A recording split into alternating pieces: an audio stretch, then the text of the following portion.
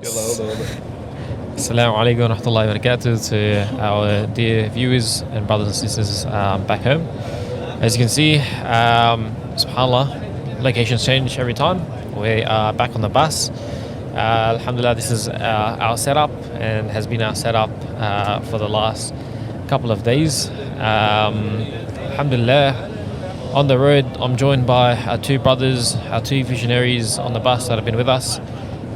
First, we have Amir, who is one of the visionaries at the Islamic Center of WA and has been with us for a few years now.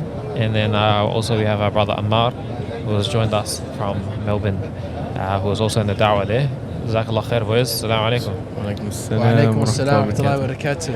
Just this is a podcast, it's on the cuff. We don't have any topic prepared. So alhamdulillah, we'll see how it goes and try not to run mics. But how's the journey been so far, Amir? Alhamdulillah, man. It's definitely a bit overwhelming. I think today was one of those days where I definitely felt a bit of I wouldn't say, subhanallah, like a lot of people do go through a lot more hardship than myself, but I do still think that it was a bit hard. It was a bit on the harder side today, but la kulli hal, alhamdulillah, it's still an opportunity to do more, to do better. And we're on the bus, we're on the road, man. It's still a bit excited, I'm still a bit excited, I think it was probably a bit harder for you, maybe a harder day because you weren't asleep today. Mashallah, it's like those people that fast, they sleep the whole day, and they're like, it's easy, nothing much going on. But alhamdulillah. How about yourself, Ammar? Alhamdulillah, I'm a bit tired right now, but that's alright. Like, we got a lot of work going on the bus.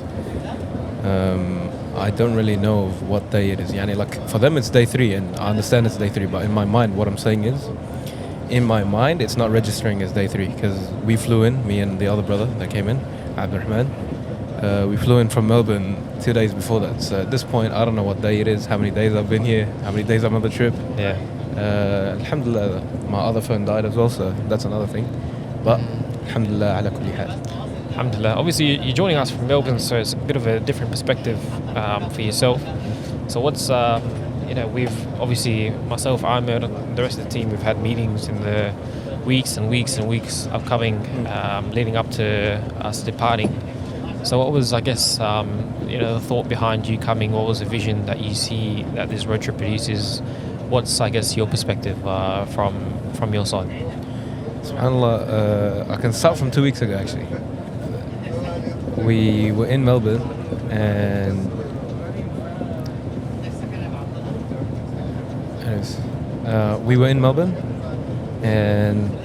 it's 2 a.m. We're doing something at the center we're volunteering at, where it was HLC, and we're just about to leave. Some of the boys ordered some food. We're about to just munch and dip. Out of nowhere, Sheikh Abdul Zaid pops up and he goes, "Ya Shabab, can we order 2 more of those platters?" Like, what's going on? He's like, just ask if we can. We ask, and he came in again and he asked the guy, and the guy realized the Sheikh's the person asking. So he goes, "Of course, no problem." After everything's done and dusted, I go ask the Sheikh, Sheikh, what's going on? And he goes, Sheikh Abu Abdullah and some of the Perth brothers are here, and their booking is cancelled. Their hotel booking is cancelled. So I was like, that's random. Like, imagine rocking up, Masakeen traveled 4 hours, and then on top of that, you get to the hotel and they're like, your name's not here, or whatever. I don't know what happened, but that's how it. Yeah. So then we get the Mendi, and here's the other thing, yeah. How's the Mendi? Before you guys showed up, the guy gave us the Mendi, and you guys were on the way, right? So it was there for 20 minutes. It became dead cold after that. Because this is at 2 a.m. The guy is closing up. He's cleaning up. He still had, he still had some, quite a bit left. I think they were packing it, gonna take it home for themselves or whatever. Yeah. So they were close. We'll sell this. And so we get the Mendi. It's freezing cold. Sheikh after he gets off the phone, he touches it. He's like, "Shabab, what's this? Are you gonna give this to the guests?" So we take it. We ask the guy if he couldn't heat it up. We take another platter. We're heating it up in the back of the markaz. We're doing whatever. And then finally they rock up. And if you ask them, actually, I'll put up a video of it because I'm gonna edit it. I took a video of how random it was. We took 2 tables because it's 2 a.m. We put it in the parking lot, and we had the chairs there. So 2 wooden tables, 2 wooden chairs, Yeah. 2 platters of mandi, middle of the night. Subhanallah. Yeah. Then I'm like, khalas, we'll deal with whatever later. It's 2 a.m. I needed to wake up for Fajr or I'm gonna go home. I dip. Next day, come back, see what's the haps with the Perth brothers, find out what they came for, fundraising event, all these things. And then they're like, I didn't get the memo yet. They were like, they asked him, Abdurrahman, Sheikh Abdullah actually was like, you're coming to Perth. He's like, okay, all right. Well, it's like, it was direct, but yeah, I'll come, yeah. And then after that, he was like, khalas, he'll do it. I didn't know if I was going or not. Nothing was mentioned to me. So then we asked the boys, like, what's going on, what's haps, you know. They're like, oh, we're gonna go around Masajid, check out some stuff, ask them things, see, like, introduce themselves to them. And they were like, also, we need to find a Melbourne landmark to see, to film something, right? We're like, khalas, no problem, we'll deal with that, we'll see what we're gonna do. After they're done with their stuff, and then I think it was the day after, and they're like, okay, we're gonna go film it. Someone recommended the Welcome to Melbourne location, Right. which is like, if you drive into Melbourne, you'd see it. No, it's like off the edge of Melbourne on like Victoria. Oh, okay. So me and Abdurrahman don't even know what it is. So yalla, we take them. We're taking them. We get there, and it's this tiny sign, right? And Ismail goes, "Is that the sign?" We're like, I think so. And then he's like, "You want us to film in front of that?" Like, yeah, up to you. And I go, bro, we don't mind, but if we take this back to Abu Bilal, he's gonna kill us. So like, khalas, yalla, we'll find a different spot. So we went to Flinders Street Station. We go there, we do a bunch of stuff, a few recordings, alhamdulillah, and we made it back to the center. We were meant to have a meeting at the beginning of the day. Right. Yeah. At that point, they were there finishing up certain meetings, all these things, and then they finished at 12 and there was Mendy again. So they repeat, yeah, full repeat. Then they sit us down, they're talking, and they go, all right, we're going to have a brother come in from Sydney, which is Bilal, and we're going to need some of you guys involved too. And I was just like, yeah, we can do the editing from here, yeah, we can be the bass from here, yeah. Like, cause I'm thinking this guy's going to go, Abdurrahman, and I'm just like, khalas, like, no problem, right? Yeah. And they're like, no, we need either one of you for 2 weeks and the other one for 2 weeks, or we need both of you. Or like, yani, I said I can't come by myself. Okay. I need somebody else. So did you pick Abdurrahman? They already picked us out, bro. If you ask this guy, they've been poaching, waiting for us since conference, bro. No, subhanallah. Like, they were like, I realized we are stuffed up because I helped them a lot with the video earlier that day. So I just presented, I did a whole presentation. You fell into their trap, bro. Wallah. And then Abu Bilal is sitting there crossing his legs. You know, he was very rocky and slowly. And khalas, I was thinking, khalas, we're going to have to do istikhara. We need to ask permission of a few people if we can go. And then we're like, khalas, we'll do istikhara and we'll go. But that whole night, subhanallah, like the way they roped us in, I was just like processing it, that whole meeting. It was like an hour long. And we were talking about the different ideas and all these things. And alhamdulillah, after that, fast forward 2 weeks, get on the plane, fly in, had the meeting with you guys, and yeah. I'm still processing this whole event. Yeah, subhanAllah, it's Ajib still now, us being on the bus. Because, like, subhanAllah, we're all brothers on the bus, so it's not fully registering any, because we haven't hit the first main city of Adelaide. We're still on the way.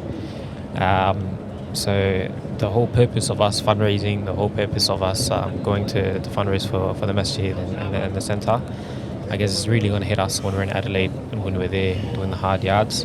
But inshallah, should be a good one. But from your perspective, I've obviously been part of the meetings for the weeks leading up, and I know you mentioned to me earlier it hasn't really fully hit you yet as well. But how did you feel coming in? Obviously, being a visionary, what was your vision for yourself on the bus? On the bus, subhanallah, for myself, I remember about Abu Bilal mentioning this. Always Abu Bilal. Yeah, he mentioned the road trip really early on. Yeah. I think it was last year, or like, and this was even before we had the dinner. SubhanAllah. We had our first fundraising dinner, not the youth dinner, the fundraising dinner. Yeah.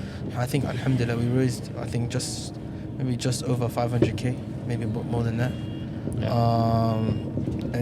And when he mentioned it, at the time I didn't think that I was actually gonna go on it. I was just like, I just started helping the center. I think at that time I didn't consider myself a visionary. I was just like, I'm a volunteer. Like I'm just happy to be here, you know. Yeah. Mas'ud's next to me because I'm happy, you know. Subhanallah. Yeah. So and then when he mentioned it, then I didn't think much of it. I was just like, yeah, just I guess if I get the call, I'll come. And then, you know, days and months, you know, time like lots of time went by, and then I remember about 3 months ago or 4 months ago was it? I think just before our youth dinner, we started speaking about it a lot more. Yeah. And we're like, this is what we're going to do. No matter we're going to do the road trip. And now it's just a matter of planning. And I was in the plans here and there. And initially, I remember when they were giving the talks, it just looked like I was going to join. And at the time, I was like, you know, subhanallah, if they did ask me to join, I'll join because it's khair. You know, I'll never do this ever. And actually, at the very beginning, like I looked at me and my mate, and we're like, we're just gonna be there for 2 weeks, though. We're not gonna be there for too long. Yeah. The whole month is a bit long. Subhanallah, Ramadan is a time where you want to actually do the most you can. Like you know, subhanallah, for myself, if I know I lack normally, why would I make an opportunity where I am going to, like for example, going on this trip. For example, when we're in Adelaide, it's going to be hard. Days sometimes we might not even pray tarawih. We might not even have the time to break our fast in time. Like it's gonna get hectic like that. So why would you put yourself in that position? You want to just everything to be 100%. You know, you are going to go tarawih. You are gonna pray all your 5 salahs, all these sort of things. You want to get it 100%. But on this road trip, subhanallah. Yeah, I think, can we ask them to switch on these lights, inshallah? Because we ran out of charge on the portable light. This is Alhamdulillah. welcome to our set. Subhanallah, man. Ramadan on the road, huh? By the time we set up, by the time we started filming, it's been probably like 5-10 minutes since we started filming, but because of the setup, everything gets taken away. Subhanallah, 2 minutes, two lights rather. Yeah, How does it welcome look? to Ramadan on the road. Eh? Ramadan on the road. Ramadan on the road. I Like, think you know, to be everyone's fair with staring you, at this us. is a Hey, good. Masood, I reckon you gotta take off the cap because it's Take off the cap. way dark on this, so like your forehead and everything. Bit better. Bit better, still very dark. Yeah, I think that's just me. Nah. But, yeah, What's up? 5 minutes. Could Yeah, be. we'll pause it. We'll pause it once you guys stop, inshallah. Let's continue after. nice. But this is actually a nice segue. See if you can put that in charge, inshallah. If there's a long enough wire, but I don't know if it'll work. Yeah. Should we continue? Yeah, Yeah, continue. Ramadan on the road. Yeah, Ramadan on the road. I was actually going to say, like, things like this, for example, it's going to be hard. You didn't expect this. And all the things, when we're in different cities, we're not going to expect it. So it is a big commitment. And going into it, I was thinking, I'm only going for 2 weeks. And then, subhanAllah, just before the trip, I was in a moment where I had a moment where I wasn't actually going to come. Like, I was, like, subhanAllah, some things came up. And I was asking for a lot of people's advice whether or not I should come or not, you know. Not because you guys need me, but because it's an opportunity for myself. Like I wanna, if anything, I wanna do the most I can, whatever it is. And I asked for some advice. Alhamdulillah, with the advice, I prayed istikhara, and alhamdulillah, I made the choice to come. SubhanAllah. And yeah, subhanallah, that was the kind of the journey coming in here. And of course, once I made that decision, those meetings became real. Instead of me being thinking like, subhanallah, I might not even come here. So now I'm like, now I am gonna come here. This means these meetings are gonna end up leading to something. We're gonna go on the bus. Just to add to that, subhanAllah, when, like he said, just right before, like a week before too, started getting those feelings of I shouldn't go. Like you got a lot of stuff coming up, all these things. Subhanallah, I was in the exact same boat. Especially because we're all the way in Melbourne. For you, it's like, should I go? I can make my decision last minute if I want to get up on the bus or not. You just have to. For us, it's like, bro, you gotta leave all these things, you gotta fly out. And at the time, there's a few things I was in charge of and a few things that I had to do where it seemed very unlikely that I was gonna go. But the whole time I'm thinking like, bro, I already gave my word. They already booked the flights. And then I thought of, I stopped for a second. I'm like, wait a minute, did they book the flight yet? I think he remembers. I asked him, are the flights booked yet? In the meeting, I remember you asked Brother Abdullah. Like, it's not a thing to shame or whatever, but it's like, because it's such a big project and you've got different avenues where you've got the, like, your branch here in Sydney. And then, I mean, sorry, not in Sydney, my brain's fried. Perth. And you guys are doing all your meetings, and then like you got to write down the notes for that and keep continuing with your lives and all these things. We're trying to find out what's going on, but at the same time we're like, how do I ask? And then you've got a lot of stuff going on the ground in Melbourne. So the whole time I don't know if like anything's booked. I don't know if anything's finalized. Money's been. I don't know. So I'm stressing about that and whatever's going on in Melbourne. Then last minute I'm like, khalas, I'll just give this stuff to somebody else. I'll go on the trip, inshallah. But yeah, alhamdulillah. Alhamdulillah, I think there's been a lot of stories from brothers that we've spoken to on the bus who are not here as well. They were on the fence. They were on the fence. Some decided to come, some couldn't come. Like for myself, Sheikh Jalad just I'm in, bro. That one beats it all. You know, SubhanAllah, I remember Thursday night. Obviously, we left the Sunday. Thursday night, I was. I said to myself, no, I'm not gonna go. But in the back of my mind, I was always saying to people, I just need to speak to Sheikh, I just need to speak to Abu Bilal, because I was hoping that they would convince me to go. To come. But for myself, I said, khalas, I'm not going to go. And I even on Thursday night, we finished the meeting, and then I took Sheikh to the side, just started speaking to him, and I said to him, Sheikh, I can't go. He said, why? I said, okay, XYZ. And then he said, you know, subhanAllah, this is the elders, you know. Like you said, Abu Bilal, he knows how to talk to you, Sheikh. He knows, but it's not just how they talk to you, but it's also you understand the importance that they actually bring to your own life, and you know, it's just they're like another father to you. So when you understand what they've done for you, you understand what they've done for the community.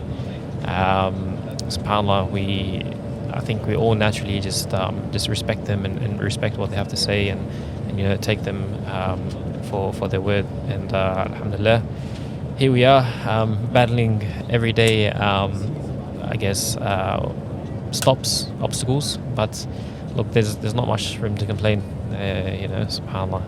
But yeah, alhamdulillah, it's been a good journey so far. It's very only 3 days in, as I might mention. Still a long way to go. What are you guys looking forward to on this journey? I'm looking forward to getting back to Melbourne, guys. Yeah. Yeah. You want to go first or me? I mean, I can go first. What I'm looking forward to is meeting the different mashayikh who visited us in Perth. Yeah, so, Sheikh Nasim, Sheikh Khalid, Sheikh like, Mohammed Dua, Sheikh Jamal. SubhanAllah, you know, it's crazy. They only visited us for a weekend or two, at most. You know, but alhamdulillah, we spent a lot of time with them that weekend. But it's like you said, Sheikh Nasim. Yeah. It's like you said. It's only even though we've only visited them for a weekend, we look forward to coming them, meeting them, sitting down with them, saying Assalamu alaikum, you know. But yeah, definitely. I'm not going to ask you for your favorites, because of course, man, all my favorites. I'll mention mine now again. This is start listing meeting the mashayikh. Nah, subhanallah. That, as well as meeting different communities, the different masajids. I know Perth is quite small. Yeah. So it's gonna be nice seeing different larger communities, different characters. You know, it's for me personally. It's my first time going over east and anywhere. It's the first time I've been to South Australia. This is the first time I've been outside, like within the country, outside of Perth. Oh, the way you pause for a second, it's as if it's the first time. Like you're like, it's the first time I've been outside. It's the first time you touched grass or something, you know. Anyway, it's the same with me, subhanallah. Like before this trip, the only thing I knew of Australia was the bottom corner and the eastern corner. Have you been to Brisbane? Nah, I haven't. That's what I mean. The south and the east. That's it. I haven't been north. I haven't been West at all. Yeah. Subhanallah, I didn't realize the scale of how big Western Australia is. How'd you find Perth? How'd you find Perth? Wallah, Perth, I'll be honest, a lot of people, they're like, Perth is too quiet. Well, I loved it. The quietness there, the chillax. Well, I was about to say that about you guys. Allahumma barik. There's something about it. You guys are just like very, very chill to the point where it's like, like something happens and it's a very good trait, Allahumma barik, which makes the drive very bearable. I've been on many drives where it's like, someone's just too impatient, they're losing it all the time. Getting all to a these boiling things. point. Yeah. And it's just like, here it's just like, but it's haps. I mean, you jump on, bro. It's like there's pros and cons to that. I shouldn't use slang, yeah. Yeah. It's I was gonna say chill. That's another thing. No, it's Relax, yeah. It's very relaxing. It's very relieving to have a bunch of brothers, Allahumma barik, that understand that it's a long drive. No. And it's understand that these things happen sometimes when we have issues with the bus, when the signal goes off 20 times, or when we're stopped on the side and maybe we're going to be stranded for the night or whatever. You have the tawakkul in Allah, and it's something nice and it's beautiful. Allahumma barik. Alhamdulillah. See, I don't know if it's sorry. I don't know if it's a good thing. I think we're a bit too lax sometimes. Everything has its pros and cons, but I think it's more positive than negative. Definitely on definitely. That subhanAllah, it's Ajib where da'wah takes you. Who would have thought people would be going to Adelaide? Who would have thought you'd be on a bus going down the Nullarbor, making that trip? And who would have thought, subhanAllah, we'll be brothers from Perth, Melbourne, from different nationalities, from different ages, and from different backgrounds, subhanAllah, all on a bus together. And alhamdulillah, no punch on so far. We get along pretty well. Alhamdulillah. Not yet. Hopefully never. And this is where da'wah takes you. So I guess for the people at home, for the brothers, obviously we all know the brothers that have potential. They have so much potential to benefit the Muslims and to come into the da'wah and benefit the Muslims, but there's always one or two things that are stopping them, and all the time it's internally. It's no exterior factor. It's all about priority, right? So what would be your advice, obviously being the da'wah for quite a few years, but still being on the younger side, knowing the reality that people face, knowing how Australia is nowadays? So what's your advice to the people that are thinking about getting to da'wah or that have not gone into da'wah yet? Amr, you want to start? You start on this one. So the advice I would give, subhanAllah, it's that there's many stages to the da'wah. You've got the first stage, the second stage, third stage, and there's probably a fourth stage, but I'll stick to 3 stages, inshallah. The first stage is you rocked up to the jama'ah, you rocked up to the masjid, you see some brothers, and you go, fuck, these guys they're normal guys, bro. They just want to get on deen, subhanAllah. Like, when I started, that's how it was. Like, I never expected religious people to be normal human beings. When I say that, I mean like they're just normal human beings with hobbies good character. They're easygoing and they just want to get better on their deen. They just want to get closer to Allah. And you don't realize that because of the barriers between the people in the da'wah and the public, and probably propaganda as well from what comes out with media. But that's the first initiative step. You see that and then you're like, subhanAllah, like that guy's my age, he's chill, he enjoys this, whatever you want to call it, whatever he's into, and I have no reason not to hang out with him. I want to get a bit closer to Allah. I don't know how to. I'm going to start. You start joining the events. You start helping out here and there. Slowly. Oh, brother, just go get the waters for this. Okay, khalas, I'll go do that. You start doing these little things. You get closer to brothers. Your hearts, subhanAllah, only love each other for the sake of Allah, which is something that no one can ever describe. You have to feel it. And for just a simple piece of advice, when you go to a masjid, don't be intimidated. Just ask the brothers, like, I want to get closer to Allah, whatever, like, what do you guys do here, this thing? They'll be more than happy to help you out. And if the guy... And that's how you start. Yeah, and if the guy loses at you, bro, just know that guy is doing something wrong. Most people will be kind and they'll be opening, inshallah. So it starts off with that. You start off there, and then the stages slowly get high, the stakes get higher and higher. The second stage is that you get put in charge of little things. Make sure the camera is charged. Make sure this microphones are ready for when the talks are going on. You're in charge of making sure the lives work. All these things. Lives is in the the live on Facebook or YouTube or whatever. And you get these little stages here and there. And the more and more you get involved in the da'wah, the more sacrifice you have to give. And the more you learn. One thing the da'wah will give you is a lot of leadership skills and responsibility in places where you otherwise you'd be fired or kicked out from. Like you make so many mistakes in the da'wah that you learn so much in a span of, let's say, in a year, what someone would learn in 5 years in a corporate life or in an actual job. It teaches you a lot if you have the right intentions. If you do it for the sake of Allah, Allah will show you paths that you wouldn't have seen before. So that's the second stage. You're spending 1 or 2 hours before the class and the hour in the class setting up the cameras or the mics or whatever. Then comes the third stage, and that's when you get put into a position where you're in charge of something bigger, let's say like a sub part of the organization, like in charge of a full media team, something like that. And then that's where the real sacrifice would come in, and you'll start to understand what real leadership is in terms of, well, I'm going into leadership now, am I? So that's the stages for da'wah. The third stage is you have to sacrifice a lot, but Allah makes ways for you, and Allah will make a way for you in His path if you make the intention right. But one major thing I learned, subhanallah, and I've been burnt many times from not doing it, is the lack of istikhara. I used to know about istikhara, like I've never applied it, like I'll apply for something major, that's it. But like, you have so many decisions that you make in life, and when you make them and things go wrong, you don't know what reason, why it went wrong. Was it because of your lack of effort? Was it because the other party didn't work out? But when you pray istikhara, subhanallah, and you have complete reliance on Allah after you've decided on something, you know if it didn't work out, it's for the best, and Allah is going to write something better for you. SubhanAllah.